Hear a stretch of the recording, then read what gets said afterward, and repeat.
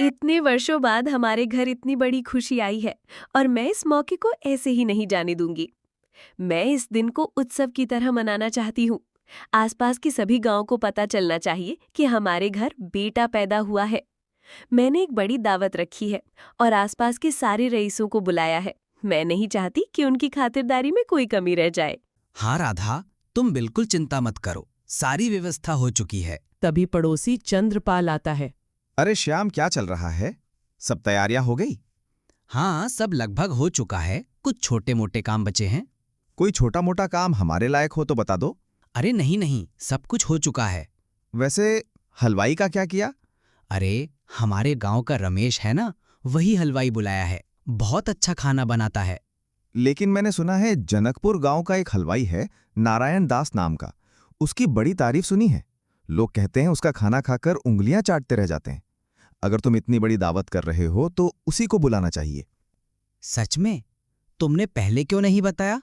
मैं रमेश को मना कर दूंगा और कल ही जनकपुर जाकर नारायण दास से मिलूंगा। नारायण दास अपने बेटे प्रभात के साथ रहता है। पत्नी बचपन में ही गुजर गई थी। नारायण हलवाई का काम करता है और उसकी ईमानदारी पूरे इलाके में मशहूर है। तभी शाम आता है। अरे कोई है? ये नारायण दास का घर है? हाँ बोलिए, मैं ही नारायण दास हूँ। आपके बारे में बहुत सुना है। मैं दूर गांव से आया हूँ। हमारे घर में बहुत बड़ी दावत है, बड़े बड़े लोग आने वाले हैं। मैं नहीं चाहता कोई कमी रहे। आप बिल्कुल सेठ जी, खाना तो बना ही है, आप चख लीजिए। शाम खाना चखता है और बहुत प्रभावित होता है। उसे दावत में बुलाता है और नारायण सहमत हो जाता है। नारायण को ये सब कहकर अब शाम रमेश को मना करने चला जाता है। रमेश, इस बार हमने किसी और को बुलाया है। नारायण दास जनकपुर से आ रहा है। कोई बात नहीं साहब, जैसी आपकी मर्जी। दावत का दिन था। नारायण शानदार खाना बनाता है। सभी मेहमान खुश हो जाते हैं। अगली सुबह शाम नारायण को पैसे देता है और तारीफ करता है। रमेश अकेले में। अब तो मेरी रोजी रोटी भी खतरे में है। अगर ऐसे ही चलता रहा तो कोई मुझे नहीं बुलाएगा। कुछ करना पड़ेगा। कुछ दिन बाद गांव के एक आदमी की शादी है। वो रमेश से खाना बनवाने आता है, लेकिन 3,000 रुपए मेहनत सुनकर मना करता है और नारायण को बुलाने की धमकी देता है। वो नारायण तो मिलावटी सामान इस्तेमाल करता है। आदमी सोचने लगता है। मैंने भड़का तो दिया है, लेकिन ये काफी नहीं है। अब मुझे सबको नारायण के खिलाफ करना होगा। कुछ दिन बाद रमेश खुद दावत वाले आदमी के घर जाता है और नारायण को बदनाम करने की साजिश करता है। अनाज बदल देता है और सेठ को नारायण की धोखेबाजी दिखाता है। नारायण पर इल्जाम लगता है। ये झूठ है सेठ जी, मैंने कुछ नहीं किया, किसी ने साजिश की है। मुझे अब तुम पर विश्वास नहीं रहा। चलो यहाँ से। रमेश, अब से तुम खाना बनाओ। बेचारा नारायण अपमानित होकर लौट जाता है। पिताजी, आप चिंता मत कीजिए, मैं सच्चाई साबित करूंगा। अगली सुबह प्रभात पिताजी को उठाने जाता है, लेकिन वे मर चुके होते हैं। चचा धीरज दास आता है। अंतिम संस्कार होता है। प्रभात, तू कुछ दिन हमारे घर चल। प्रभात चचा के घर रहने लगता है, लेकिन चाची रमा देवी उसे ताने मारती हैं। चचा धोखे से उसका घर बेच देता है और कहता है कि कर्ज में डूबा हूं। प्रभात उसे घर देने को तैयार हो जाता है। कुछ दिन बाद ये बस मुफ्त की रोटियां तोड़ता है, निकाल दीजिए इसे।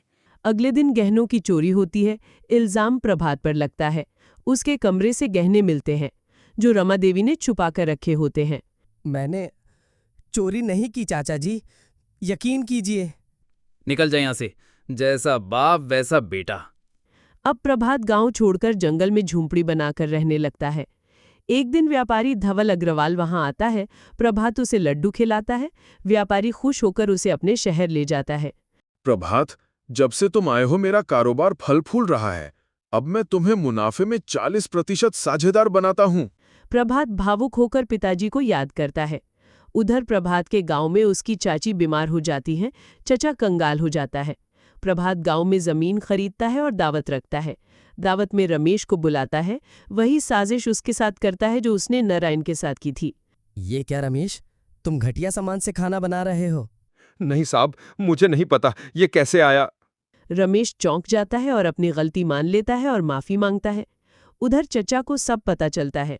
प्रभात ये सब सुन लेता है और चचा को माफ कर देता है।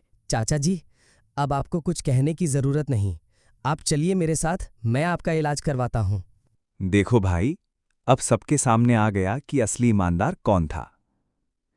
प्रभात के पिता गंगाराम का नाम हमने हमेशा इज्जत से लिया है। आज उनके बेटे ने भी वो नाम ऊंचा कर दिया।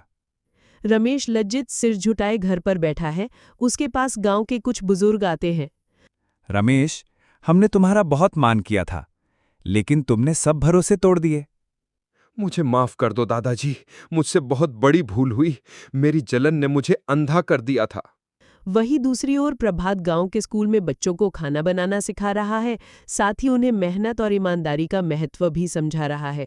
बच्चों, याद रखना, किसी का हक छीनकर कभी सुख नहीं मिलता। मेहनत का रास्ता भले लंबा हो, लेकिन मंजिल पक्की होती है।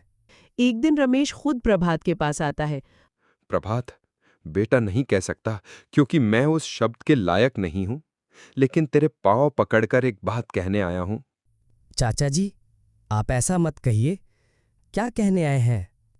माफ कर दो मुझे, और अगर हो सके तो मुझे भी अपनी रसोई में एक छोटा सा काम दे दो, ताकि मैं भी लोगों की सेवा करके अपना प्रायश्चित कर सकूं।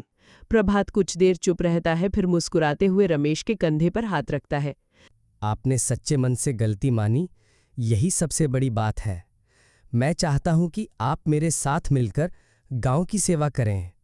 गांव के चौपाल में एक बड़ी सभा लगती है, जहां प्रभात एक नई योजना की घोषणा करता है।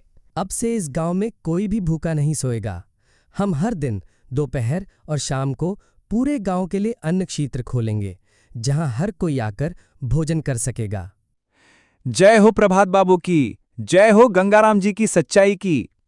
गांव की गलियों में छोटे बच्चे प्रभात के नाम के गीत गा रहे हैं। महिलाएं उनके बारे में बातें कर रही हैं और बुजुर्ग उन्हें आशीर्वाद दे रहे हैं। प्रभात ने आज सच में गंगाराम को जिंदा कर दिया है। लगता है जैसे वही आत्मा फिर लौट आई हो। 1 साल बीत चुका है। गांव में अब बहुत कुछ बदल चुका है। गंगाराम अन्न क्षेत्र एक मंदिर की तरह पूजनीय स्थान बन चुका है। प्रभात रोज सुबह सूरज उगने से पहले उठकर रसोई में पहुंचता है। उसके साथ रमेश चुपचाप सब्जियां काटता है और गांव के कुछ युवा भी आते हैं सेवा करने। देखो बच्चों, ये काम सेवा है। यहाँ हम खाना नहीं बांटते, हम प्रेम और इज्जत परोसते हैं। एक कोने में बैठा 10 साल का एक बालक किशन बड़े ध्यान से प्रभात को देख रहा है। उसकी आंखों में चमक है। एक दिन मैं भी प्रभात भैया जैसा बनूंगा। गांव के चौपाल में एक बड़ी सभा लगती है, जहां सरपंच जी, स्कूल के मास्टर और आसपास के गांव के लोग आए होते हैं। भाइयों और बहनों, आज मैं एक घोषणा करना चाहता हूं। हमारा गांव सत्यग्राम अब प्रदेश का पहला सच्चाई आधारित आत्मनिर्भर गांव घोषित हुआ है, और इसका श्रेय जाता है श्री प्रभात गंगाराम को। सब लोग खड़े होकर तालियां बजाते हैं। प्रभात झिझकता है, फिर हाथ जोड़कर बोलता है, ये सिर्फ मेरा नहीं, पूरे गांव का प्रयास है। ये मेरे पिताजी की आत्मा का आशीर्वाद है, और मेरे जैसे कई किशन, राधा, भीम और गोविंद हैं जो गांव को बदलना चाहते हैं। मैं सिर्फ माध्यम हूं। कुछ दिन बाद स्कूल में प्रभात बच्चों को खाना बनाने के साथ साथ नैतिक शिक्षा भी देता है। ईमानदारी से कमाया एक टुकड़ा रोटी झूठ से कमाए धन से कहीं ज्यादा मीठा होता है। किशन बोलता है, प्रभात भैया, क्या मैं भी आपके साथ रोज सेवा कर सकता हूँ? क्यों नहीं बेटा, एक दिन तुम इस अन्न क्षेत्र के संचालक बनोगे। अब कुछ साल बीत जाते हैं। किशन बड़ा हो चुका है और प्रभात अब उम्रदराज हो चुका है। गांव में अब 3 अन्न क्षेत्र खुल चुके हैं। पास के 5 गांवों से भी लोग सेवा सीखने आते हैं। एक दिन, प्रभात भैया, अब आप थोड़ा आराम कीजिए। आज से अन्य क्षेत्र की जिम्मेदारी मैं संभालूंगा। आप अब सिर्फ बच्चों को सिखाइए, जैसे आपने मुझे सिखाया। प्रभात भावुक होकर किशन के कंधे पर हाथ रखता है। बेटा, आज मुझे अपने पिताजी की आंखें तुझ में दिख रही हैं। पिताजी, आपकी सच्चाई की जो लौ आपने जलाई थी, वो अब बुझने वाली नहीं। अब ये मशाल अगली पीढ़ी के हाथों में है। ठंडी सुबह का समय है। गांव के मंदिर से शंख की आवाज आ रही है। प्रभात अब बूढ़े हो चुके हैं। सिर के बाल सफेद, चाल धीमी, लेकिन आंखों में वही शांति और तेज है। किशन आता है, झुककर उनके चरण छूता है। प्रभात भैया, आज गांव में सेवा दिवस मनाया जा रहा है। आपको अन्य क्षेत्र में सभी याद कर रहे हैं। बेटा, अब सेवा तेरे हाथों में है। मेरी भूमिका पूरी हो चुकी है। मैं बस एक साधारण इंसान था जो अपने पिताजी का सपना पूरा करना चाहता था। उस रात प्रभात अपने कमरे में बैठकर पिता गंगाराम की तस्वीर देख रहा है। पास ही मिट्टी का दिया जल रहा है। पिताजी, अब मैं थक गया हूं, लेकिन दिल शांत है, क्योंकि आपकी सच्चाई अब इस गांव की आत्मा बन चुकी है। सुबह गांव में खबर फैलती है, प्रभात नहीं रहे। पूरा गांव स्तब्ध। मंदिर की घंटियां बज रही हैं। लोग रोते हुए एकत्र हो रहे हैं। किशन, हीरा, गांव के बच्चे, महिलाएं, सबका चेहरा गमगीन है। आज हमारा असली दीप बुझ गया, लेकिन उसका उजाला सदा रहेगा। किशन अब इस धाम का संचालन करता है, साथ में गांव के युवक युवतियां। आज प्रभात भैया हमारे बीच नहीं हैं, लेकिन उनका सपना, उनका संस्कार, उनकी सच्चाई अब इस धाम की दीवारों में बस चुकी है। ये जगह अब सिर्फ अन्य क्षेत्र नहीं, ये एक तीर्थ है, सच्चाई का, सेवा का और सद्भाव का। एक गरीब वृद्ध और भूखी बच्ची सेवाधाम के द्वार पर आते हैं। किशन स्वयं उन्हें भोजन परोसता है और बच्ची की आंखों में आंसू आ जाते हैं। क्या ये स्वर्ग है? नहीं बेटी, ये सिर्फ एक गांव है जहां कभी एक इंसान ने सच को जिया था। सेवाधाम रसोई। सुबह का समय है। प्रभात बड़े प्रेम से भोजन बना रहा है। वहीं कुछ युवक बर्तन धो रहे हैं, कुछ आटा गूंथ रहे हैं। तभी एक बूढ़ा आदमी लाठी के सहारे अंदर आता है। उसके कपड़े मैले हैं और वो थका हारा लगता है। बेटा, कुछ खाने को मिल जाएगा क्या?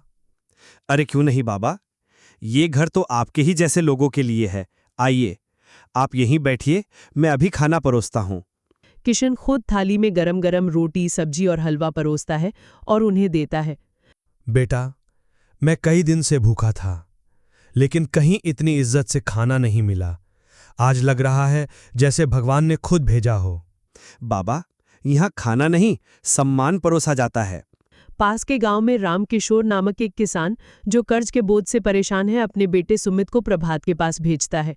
बेटा, तू अगर प्रभात भैया के पास काम सीख जाएगा तो तेरा भविष्य बन जाएगा। लेकिन पिताजी, मैं गांव से बाहर कभी नहीं गया। बेटा, प्रभात भी गांव से था, लेकिन अब गांव का नाम रोशन कर रहा है। तुझे भी वही राह पकड़नी है। किशन भैया, मैं कुछ सीखना चाहता हूं, मेरे पिताजी ने भेजा है। बहुत अच्छा किया बेटा। काम कोई छोटा बड़ा नहीं होता और सीखने वाला कभी हारता नहीं। एक हफ्ता बीतता है। सुमित अब कुशलता से खाना बनाना सीख रहा है। उसका आत्मविश्वास बढ़ने लगता है। भैया, अब मैं भी एक दिन अपने गांव में छोटा सा सेवा केंद्र खोलना चाहता हूं, ताकि कोई और भूखा न रहे। यही तो असली सेवा है बेटा। गांव में चचा और चाची अब बूढ़े हो चुके हैं। बीमारी ने उन्हें जकड़ लिया है, पर इलाज का पैसा नहीं। चाची बिस्तर पर पड़ी हैं। लगता है अब मेरी सांसें गिनती की रह गई हैं। हम उसके पास कैसे जाएं? हमने उसके साथ क्या क्या नहीं किया। ये सब हमारे कर्मों की सजा है। रमा, हमने चंदन के साथ बहुत गलत किया। आज भगवान उसका ही न्याय हमसे करा रहा है। तभी दरवाजा खटखटाता है। दरवाजा खोलते हैं, सामने किशन खड़ा है। चाची, पिताजी कहते थे बदले की आग घर जलाती है, दया की रोशनी गांव। प्रभात चाची का इलाज करवाता है। कुछ दिन बाद चचा चाची दोनों ठीक हो जाते हैं और सेवाधाम आकर काम में मदद करने लगते हैं। एक समय था जब इस गांव में झूठ, लालच और धोखा था। आज हम सब ने मिलकर इसे एक ऐसा गांव बनाया है जहां सच, सेवा और सम्मान है। ये सब मेरे पिता गंगाराम की शिक्षा और मेरे गुरुजनों की प्रेरणा से ही संभव हुआ है। अब मेरा सपना है कि भारत के हर गांव में एक सेवाधाम हो, जहां कोई भूखा न सोए, कोई सम्मान से वंचित ना रहे। प्रभात बेटा, तू सच में हमारे गांव का दीपक है। वो सेवाधाम वाले प्रभात जी हमारे गांव आ रहे हैं। उन्होंने यहाँ रसोई खोलने का वादा किया है। लगता है भगवान ने हमारी भी सुन ली। जब मैंने अपने पिता गंगाराम को भूखा सोते देखा तो मैंने संकल्प लिया था कि कोई और पिता, कोई और बच्चा भूखा ना सोए। आज हम गंगाराम ट्रस्ट के माध्यम से देश के 100 गांव में सेवा केंद्र खोलने जा रहे हैं। लेकिन ये सिर्फ मेरा काम नहीं, ये आप सबका कर्तव्य है।